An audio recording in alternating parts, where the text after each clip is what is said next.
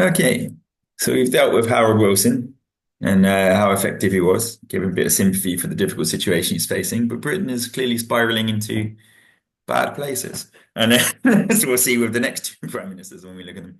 Right, That so sounded that's bad places. All right. he wouldn't be wrong, though. It's really, really bad.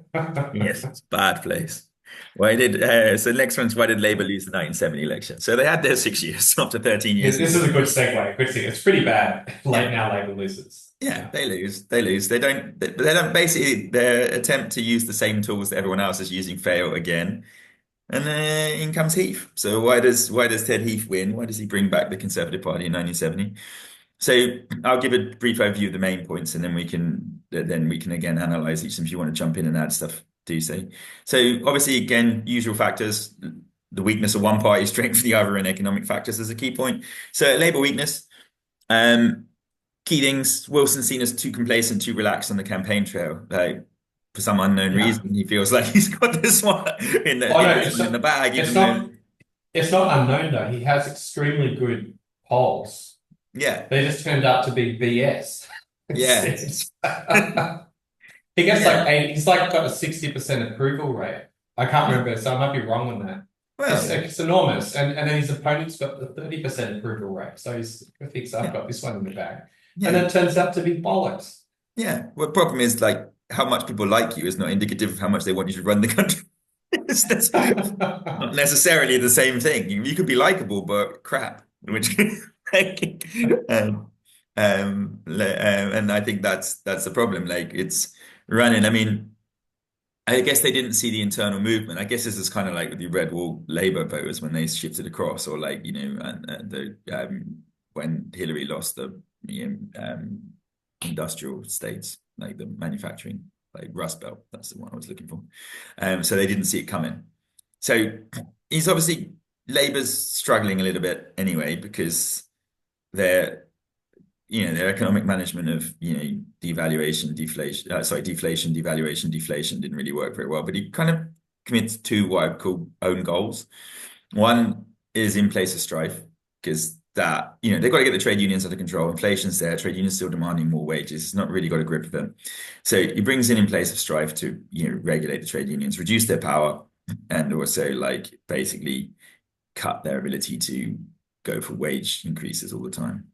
Um, It's such an irritating, I don't know, I find that title irritating in place of strife. It makes them very weird. if you were a Like, trade unionist, would you be particularly irritated by the fact you've been labeled as strife? yeah, exactly. Yeah, I don't know. There's something about it. I actually tried to look this up and to see whether Yeah. it was a quote from something, but I couldn't It, see I, it. I suppose I haven't really thought of it like that. It is a bit condescending. It is. And it's just kind of weird grammatically. Yeah. Yeah. In place of strife, That was the what? British electorate was, I'm not having that irritating grammatical term. I'm not writing for this one. But I think it irritated other people in other ways, rather than just a grammatical term. Irritated the Labour left because the trade unions are the background of the Labour Party. And, the Yes, Labour yeah, of left has always course. been pushing for more trade unions rights. And it's a fundamental, trade union rights is a fundamental basis of the post-war consensus, although I'm not sure anyone saw them getting to the point they were in the 70s. We'll get to the 3-day week Winter of and the discontent. winter of discontent in a bit. The craziness of 74. Weirdly, the 74 election's not in the book as an election they focus on, which is kind of odd because it's insane. But I recommend the students to listen to the Rest is History's podcast on Oh, yes, 1994, it's brilliant. which It's is brilliant. mental. The only election that people vote for, like Heath is the only candidate who's not trying to have someone killed or someone just trying to have someone killed, which is absolutely mental if you think about an election. Um, but we'll talk about that when we judge Heath's government, I think. So that irritates the left. And then what the worst of all things, you've already irritated the left, and then you U-turn on him. And I think if there's anything you can look at with Wilson and Heath and Callahan, is they're always U-turning on everything. And How, I think this is you why can, like yeah. Thatcher's this lady is not for turning. It's like I'm going down with the ship. I don't care. So she's seen 3 successive prime ministers get torpedoed by U-turns on their signature policies. So I think that's going to be an issue. So but he backs down in the face of Callaghan's resistance. Callaghan being opportunistic, Callaghan siding with the left with the trade unions to overturn this, and it's not implemented in the end, which annoys the Labour right and shows weakness to the country. So again, it's like whenever a prime minister does something back down. I mean, his national economic plan, he had to abandon it in place of strife. He's had to abandon it. Like, this isn't a good look if you want someone who's like leading the country in a strong way. Um, Well, it's and just a disastrous, I mean, not disastrous, but it's a very difficult relationship for Labor, yeah, the trade unions and the Labor Party. yeah. I mean, what do you do? Um, well, I guess it's a bit like if you're the left, you're supposed to be able to control them. It should be, it's And like, the unions don't seem, I mean, I don't know, I'm not expert in this period of history, but the unions seem to be very quick to take advantage of the situation at the cost of, they are. it cost, not just the cost of the country, but even their own party. Yeah, but You, they don't you, care because what are you as a representative of yeah, a trade union? You're only interested in your members. Your members have higher wages. If the rest of the country can't afford the inflation, precisely. Yeah, that's exactly, yeah, exactly. So that's the different, problem. completely different logic. That's right. Yeah, yeah. If the inflation's at 8% and your members have got 20%, they're happy. They're living life of Riley, whereas everyone else is now 8% down on their wages. So that's the problem. Yeah, Yeah, and then it yeah. becomes who's got the stronger union. And the unions don't care about the country. That's fundamental. It's not. But to be fair, that's not what they're there for. That's right. No, fair enough. Yeah, you Yeah. could say They're not that. there. They're not elected to run the country. They're there to get the best results for their people they can. And if Right, they've got the unless the leverage, economic situations and the costs get so bad that yes, eventually the industry collapses and there's no more work. yeah. So But I'm not sure that many of the trade unions leaders are master economists. no, I Um, don't think so. but I'm also not sure economists really know what goes on with the economy either. Bit of luck. No, Yeah, I no, no, agree. no. The economy is so complex now. I can't imagine there are many people who have a real good grasp of it. So other problem for Labour, No. Labour supporters are disillusioned. Membership's down from 830,000 in 1964 to 680,000 in 1970. I think there's a general trend of membership decline in parties anyway, though, so I'm not sure how much that makes a massive. Yes, yes, that's Um, true. So but how so, much of that can be directly yeah, associated with disillusionment yeah. is Tribalism's declining. Like, it has been declining in Britain for a long time. You can see that by even people leaving to the Greens and Reform now. And the US supporting the US in Vietnam was a problem with more money spent on defense and welfare, which is always going to irritate the left wing of the party. I think particularly the social policies as well, like because they don't lose by much in 70.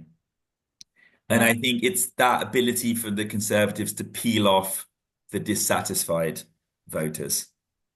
Probably a combination of socially conservative working class Labour supporters who don't really like the social progress under Jenkins. And I would imagine people who had enough of the Tories voted for economic improvement under Labour and then didn't see it, I would imagine, would have been the two groups that the Conservatives were best at peeling off under Heath. And I think how much of that is Wilson's fault, you could argue, it's all going to depend on how much you credit Wilson for the stuff that was happening under his prime ministership, especially stewardship of the economy. But I would say there's definitely a perception of weakness of the Labour Party under Wilson. And then in terms of conservative strength, Heath is seen as a strong leader. Daily Express said he had guts and leadership, which is a real contrast. If you've got someone who backs down under in place of strife and is seen as weak against the left wing of his party and against the trade unions, being able to portray yourself as strong and ability to break down. I mean, Heath is portrayed in the way Thatcher was and he wasn't in Yeah. like reality. But like, he's seen But as just yeah. strong. And when Macmillan had been seen as weak under the Night of the Long Knives at the end of his one. So if you look at the last Conservative two prime ministers, they'd gone out looking weak. So having a stronger leader back in makes a difference. And I think Enoch Powell is vital in this election for two reasons. His Rivers of Blood speech is a direct targeting of what shall we call them racist working class Labour voters. And they see this party as no longer their party. And in the same way that, say, Trump in the modern time peels off certain members of Democrats who are in the same way, or like all the right-wing Absolutely. movements are doing at the moment. White working class, like Yeah, Mitt white working class Rothfeld. who feel betrayed Yeah, by their traditional voting base. You don't need that many of them, and he peeled away enough. But where I yeah. think Heath is tactically skilled in this is that he he knows that Enoch Power's speech will have brought them across, but then he sacks Enoch Powell. So he's kind of playing it both ways. He's like, but this is not a racist party. We're not racist. He has no place in this party. But equally, those voters know that's the party that's going to be more in tune with that. At least there's some kind of, almost dog whistled into the point that there's some kind of support inside that party, or certainly more so than they would find in Labour for anti-immigrant policies.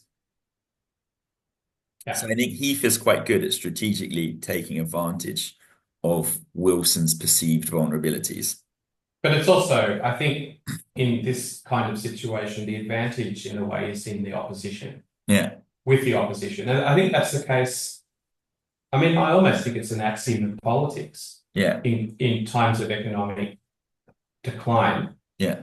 that the party that's out of government has Hmm. always got an advantage in proposing more exciting solutions. Yeah. That may or may not work, but at least for the purposes of election, give you a bit more of an advantage over the people that are in in government and are struggling to come up with the answers for why the economy is still failing, right? Yeah. So And Heath actually proposes all of the policies that Thatcher ends up running. So like Thatcher gets credit for this economic revolution, but it's Heath that actually brings them in. I think that's partially why he hates her and has that, and she replaced him. But like he has a little bit of resentment to her yeah, because he U-turns because we won't jump too far into Heath, but he U-turns on him because he can't stomach the well, consequences. I don't know if he does, in fact, does that much different to Wilson. He tries, and then Hmm. unemployment goes up because the consequences of Thatcherite economics is unemployment's high. But the macroeconomic situation's better, and inflation's under control and other stuff. And that's where I believe that he implements, and we'll talk about it when we look at Heath, he implements these policies. But when unemployment goes up, he U-turns on all of them. And I But think for example, in Thatcher relation to learns from the, them.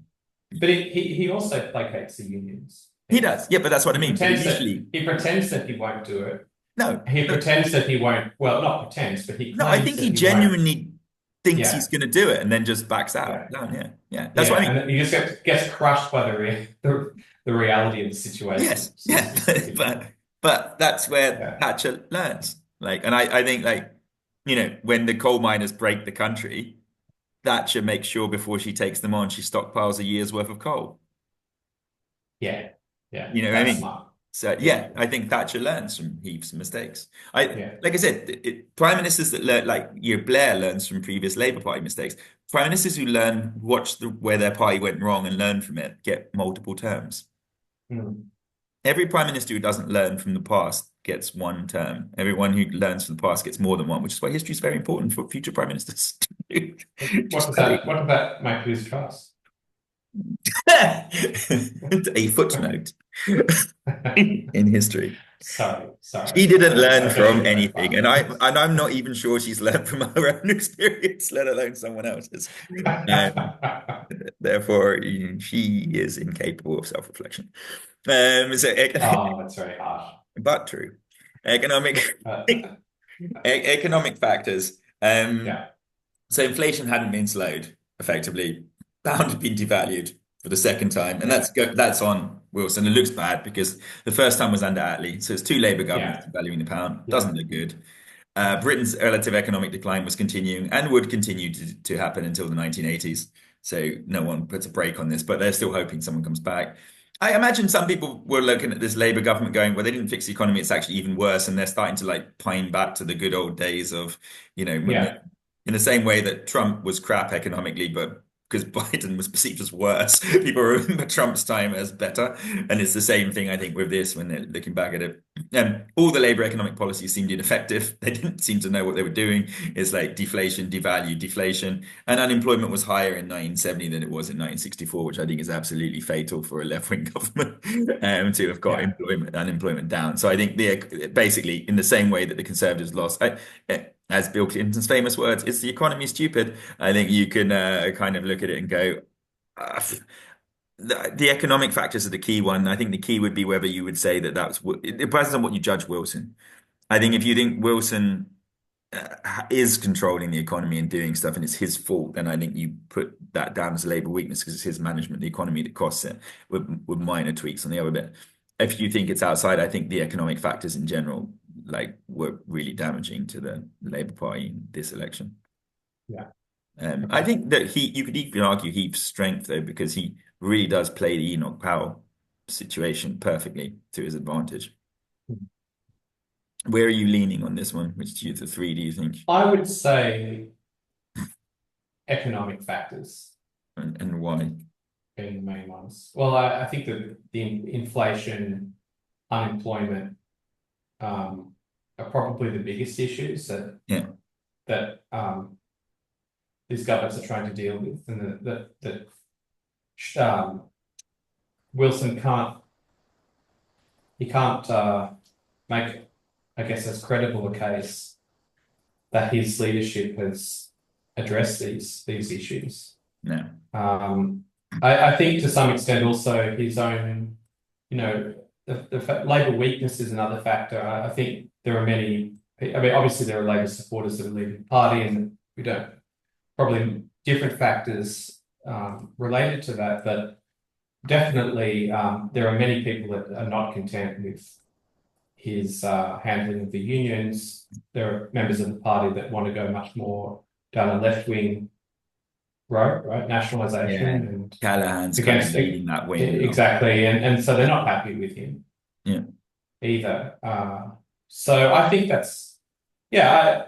I guess you could make a case for either for any of them, but yeah. I'd probably go for economic factors. Yeah, I think you can. I think it just depends where you. I think they're all massively important, and I think it's just a question of where you think the stress point is on Yeah, which one. probably what you can remember from the book, to be honest, when you're doing the exam room Yeah, yeah, yeah, too.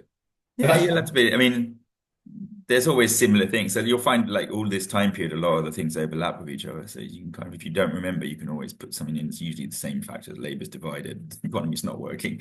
No one knows what they're yeah, doing. Post-war consensus isn't working. Divisions, conservatives taking some voters from racist working class voters. There's a lot of similarities that run in like every single one of these elections. So yeah. yeah, okay. Moving on from Okay. 70 election, we'll move on to good old Edward Heath as Prime Minister. How successful was Edward Heath as a Prime Minister? So, So he presides over sort of the worst year in British politics, right? yeah, yeah, Arguably. yeah, yeah. Do you want to give? Do you want to talk about that year? You give us the background to that year, so we can talk about that year, and that kind of sums up everything, and then I'll come with an overview of the essay. So tell Well, us it's just about Heath's utter year and well, its he just get. I mean, there's the miners' strike, right? yeah, yeah, Um, so the situation in this is in the winter of 1973, yeah, yeah. Just before you where 74 Britain election. has a 3-day working week. Yeah, So then if you have a company, it only gets electricity for 3 days a week. yeah, You have to turn your TV off at 10:30, I think yeah, 10:30 p.m. All yeah, right, because television stations are not going to can't yeah, don't televise after that date again to save electricity. yeah. Um, there's rationing, sort of petrol rationing. Yep, It's like a 50 miles at 50 miles an hour yep, blanket speed limit yep. across the country. Hmm. That's not great, is it? No, do you know So, what my favorite story of this? Did you remember do you remember the Idi Amin bit?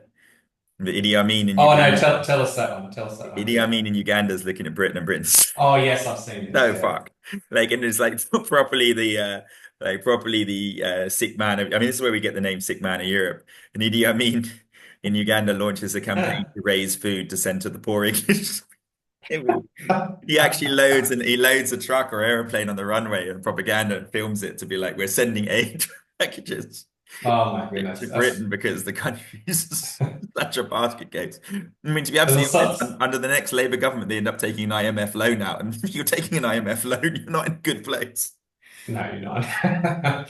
But okay, so to to give Heath a little bit of credit, I mean, he's dealing with a terrible, terrible situation, He is. right? It's Because getting, it's bad and and it's getting worse. I mean, it's it's bad, it's getting worse, consistently. and the catalyst for this is something I think that's beyond his control. It's the Yom Kippur War in Yeah, 1973. yeah, So just a very brief background. Egypt invades Egypt and Syria, Yeah. launched this sort of surprise attack on Israel, Yeah. right? And of course, Israel is getting American support. Mm. And the upshot of this is that the other Arab states, like Saudi Arabia, um, impose they raise the price of oil They created incredibly, like OPEC. Is that when OPEC is created 70%. as well? Right. So oil Oh no, stuff, it the was price of founded in oil just shoots 1960. up. It's more than double. Mm. Yeah. Right. And then Heath has to deal with this. So At the same it's time, he's not picking his a fight with the coal. Like, yeah, at the same time as you have these major coal strikes. I mean it's nuts, I think. yeah, but he doesn't handle it very well. Although it does lead to the great 74 election where, Thorpe, the Liberal leader, is doing really well until he's on a hovercraft that sinks and that his I love the campaign. hovercraft story. That's Yeah. something. And The rest of he's history does that very Yeah, well. and he's trying to be that, they want to expose him as being homosexual, but they're worried about that. So some of his advisors tried to make a plot to kill his ex-lover, but they end up killing Oh the my, dog. And this then is such a crazy time. no, and They kill the dog. Howard Wilson, when he comes back, is so under the control of his secretary that she doesn't let him eat sandwiches and meetings unless he's doing stuff. And so his own team decide they need to kill her. I know, I don't know. It's So, astonishing. You couldn't make this stuff at up. least Edward Heath is a good man. I mean, he goes into the 74 election as the only candidate who's not got someone in his team trying to have someone killed. It's, It's a pretty low bar though, isn't it? it is a low bar. That's how bad. I mean, I think, God, imagine voting in 74. It's just like, do you want Heath? He's just Yeah. presided over a 3-day working week. Wilson back, who's been awful, or the man who just sank on a hovercraft. It's like, God. Like the 74 election was so bad that like in England. I mean, all right, so we're kind of tipping our hat into how successfully we think Edward Yes, Heath I think you're was as getting a the prime general minister. impression here. But let's go. So on the Yeah. economics, unemployment Okay. didn't get any worse on the positive side, but it was already bad. It didn't get any better either. I think the biggest legacy for him is it was his market forces ideas that were the basis for what Thatcher would build on in the future. So like, he implements Thatcherism before it becomes Thatcherism. He just loses his nerve because the problem with like the whole base of the post-war consensus was keeping unemployment as low as possible. And the problem with Thatcherism is it curtails inflation, but at the price of very high unemployment, which Yeah. is a complete, obviously the reverse of all the Keynesian economics that was in place at the first point. Um, so he tries to implement it all. Um, and we'll talk about the Industrial Relations Act he tries to bring in. So first point is he's like, let's try and change the way they run the economy.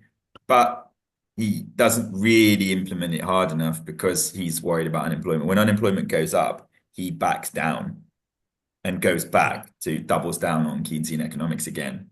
So he loses his nerve, basically, which I think is the biggest thing.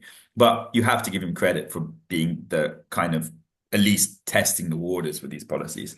And I think Thatcher watching his U-turn and how it descended into absolutely catastrophic 1974 like election is possibly the making of her, I would imagine, in where she, at least partially in making her to understand that it can't be run that way.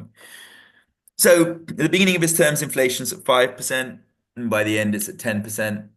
That's bad. And it's It's mostly really caused by bad. Heath's economic policies because he's still running Keynesian. He bails out of like monetarism and he goes back onto Keynesian economics, which leads to inflation. Nixon's dollar devaluation doesn't help, but like again, British prime ministers are dealing with a difficult macroeconomic situation, but it was Heath's policies that made it worse.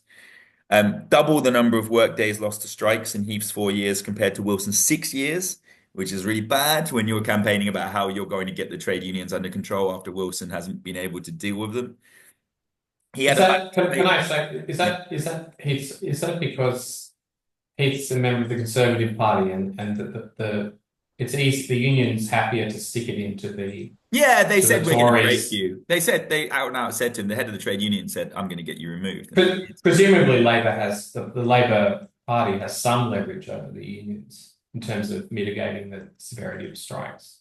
I don't Don't think they? anyone, I I mean, think I by don't this know, but point, I'm asking. yeah, I think that the unions keep winning. Like, when's the last time they lost? Yeah, no, they definitely keep winning. So I think they just get stronger and stronger. And I think like Wilson can't deal with them. Heath can't deal with them even, well, probably because he's a conservative, it's even worse. But I mean, it's not like exactly like Callahan and Wilson in their second run, 74 to Yeah. 79, dealt with them. And at least I think that the problem here is that if you're in Heath's position, it's extremely tempting to essentially capitulate to union demands, or at least to meet them very far in what they're asking, because it takes the pressure, the immediate political pressure off you, Yeah. because And they're striking, right? And they're causing all sorts of problems. And yeah. so if only you can just get them to stop, Yeah. even if it costs you.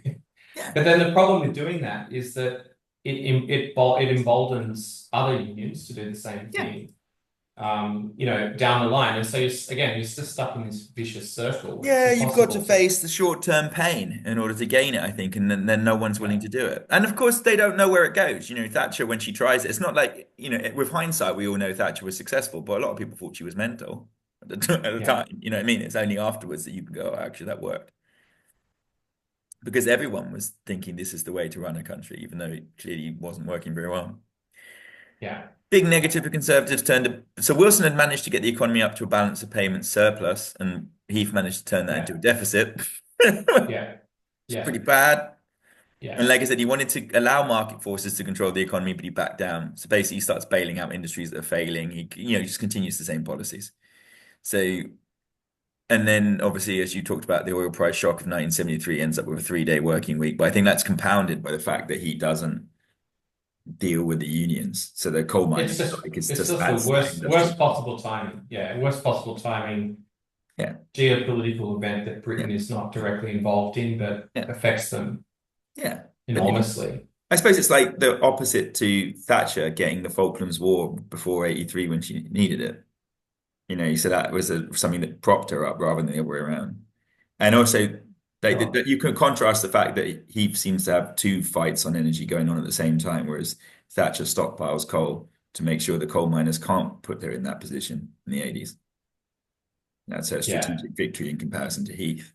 But, you know, because one of the questions they can get is like, was Thatcher's economic policies a revolution? My argument would be like, no, they Right. were because they were building on Heath's policies. They were just she just executed it where he failed.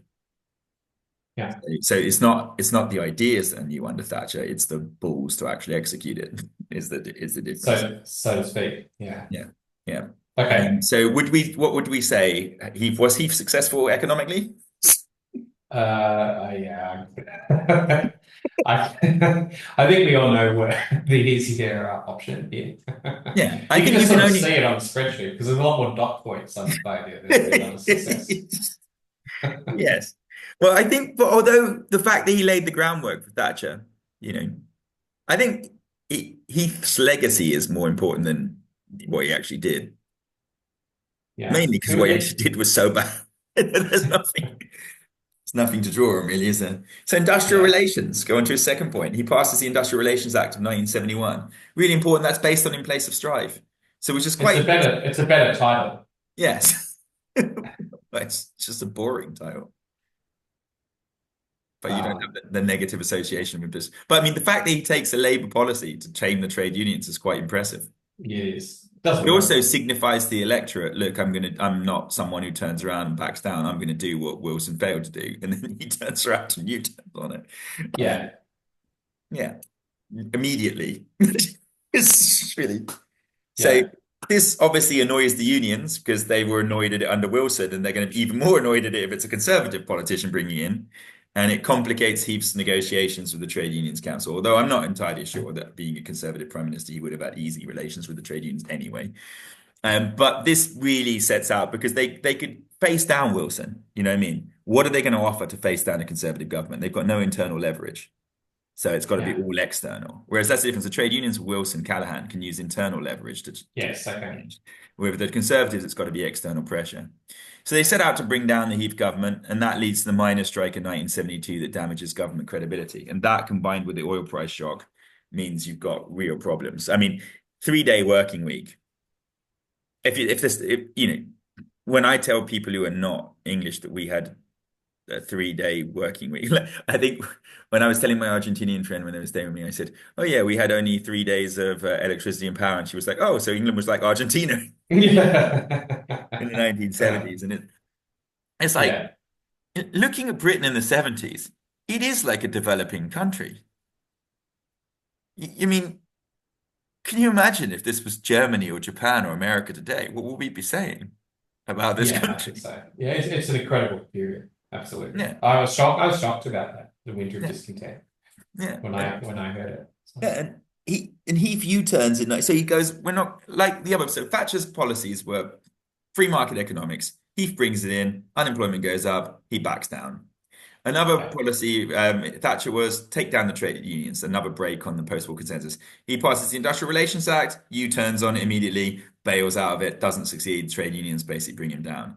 Yeah, He, because as you say, so I think you made a really good point. no, He's not willing to take the consequences of higher unemployment, right? no, no. So you bail out the company, bail out Yeah, Rolls-Royce, for example, in yeah. order to keep up the jobs, Yeah, yeah. But that's show again that they're protecting the reinforcing those industry. inefficient parts of the economy. Thatcher was like, we need to shut down the inefficient parts of the economy. We're sending taxpayers' money from efficient parts to inefficient parts. It's causing problems. And he just continues that thing, which makes your country less and less productive because you're diverting resources from the productive parts to the unproductive parts.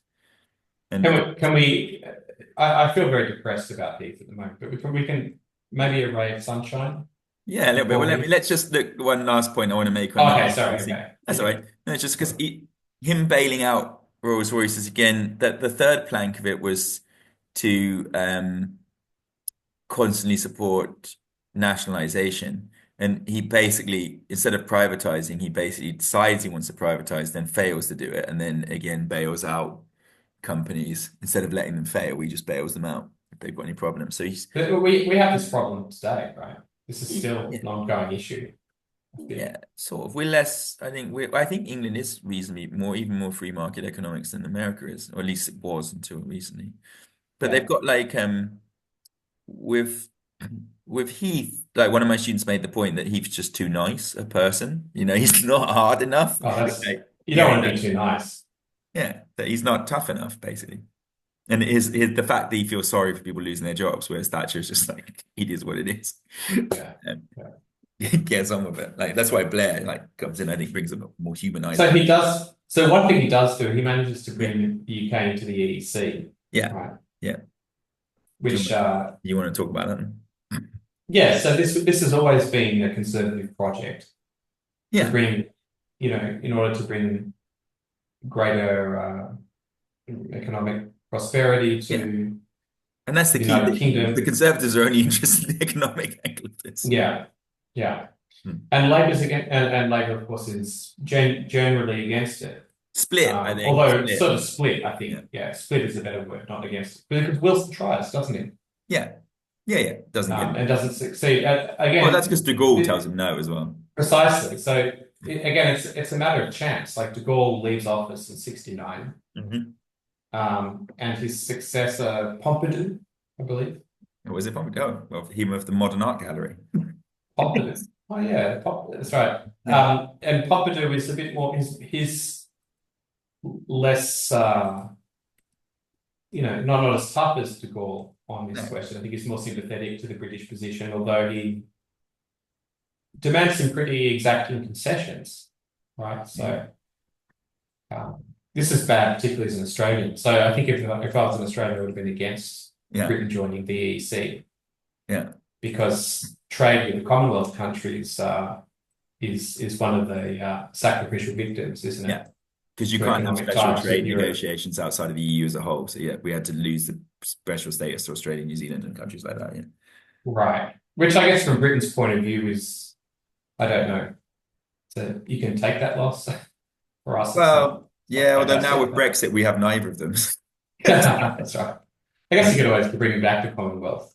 Yeah, that was the plan, I think. But fortunately, it's quite far away. We don't trend as much, just purely because of geography. I mean, Yeah. much as the Conservatives would probably like to, take us across the Atlantic, we haven't yet worked out a way to move the whole country geographically. Yeah. Um, Okay, and then right. So there are perhaps a success. One of his success joining the EC, getting Yeah, in. I mean, other things that they Um, had to but sacrifice spending on at a that. cost. Yeah, at Yeah. a cost. They had to agree to subsidize French farmers. They had to join part of the common agricultural policy. So that goes in. Although in the end, that net benefited us to a certain degree. And Thatcher ends up getting the rebate, which we will never get back now. Um, How do you feel about subsidizing French farmers? I like French food. So I don't have a Yeah. problem with that. If they were shit farmers making crappy products, it would be different. Um, but we're not anymore Right. anyway. That's why the French are unhappy. The French don't like the common agricultural policy anymore because it mostly subsidizes Polish farmers, I believe now. So That's it. I yeah, the didn't French are know. only in favor of things if it favors the French once it no Oh. longer does. Yeah. I mean, that's most countries, but them even Yes, more than other. yes, I think so. Okay. All right. Didn't Okay, have any so immediate impact on the economy, obviously, because it's going to take a yeah. while for those kind of things to come in. So he doesn't really benefit from it in the short term. And it leads to creates future divisions, as we know, because the Tory party ends up getting like really ripped apart on Europe, especially by the 90s. And that is the movement that ends up going to Brexit. So the Conservative Party is united on Europe until they join, then they're kind of Yeah. divided. That's Whereas I Labour's found it divided until they join, and then they yes, make I it. found this very interesting. It's almost a kind of inverse situation, isn't it? Yeah. Yeah. Yeah. To Brexit. Yeah. I guess the Tories, the Conservatives are split on Oh no, Brexit. but Corbyn was anti-Europe. That was the problem. The big problem with Brexit vote Mm. is that both major parties had an anti-European because Had an anti-European yeah, because the cast left of it. wing of Yeah, the left wing yeah, of the Labour Party and the right wing of the Conservative yeah. Party has always been anti-EU for different reasons, but they have a Yes. united hatred. And unfortunately, at that moment in time, we had Corbyn from the left of the Labour and Boris from the right of the Tories. So we had no centrist, shall I say, sane leader running running a anti-Brexit It's very campaign. interesting. It's interesting how this issue kind of cuts across the Yeah. normal political divides. And also Okay, for the yeah. legacy of Heath, it's kind of interesting because like joining Europe's his only success, but it's the one that ends up causing the most damage to the Conservative Party in the long term. And his economic Mm, management's awful, but his ideas are what leads to Thatcher's economic success in the long term.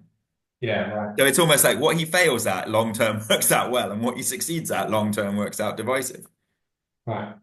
which makes Heath. So overall, how how's Yeah, yeah. I think overall it's easier to say that he wasn't very successful. no, well, especially as So Brexit's that's a happened fact. now, so his biggest legacy isn't even there anymore.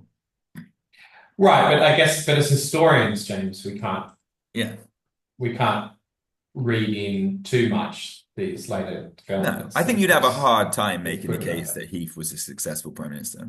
I think so. I think you could qualify it. You could say that he was mainly a failure, but he had some arguable successes, such as Yeah, the EC.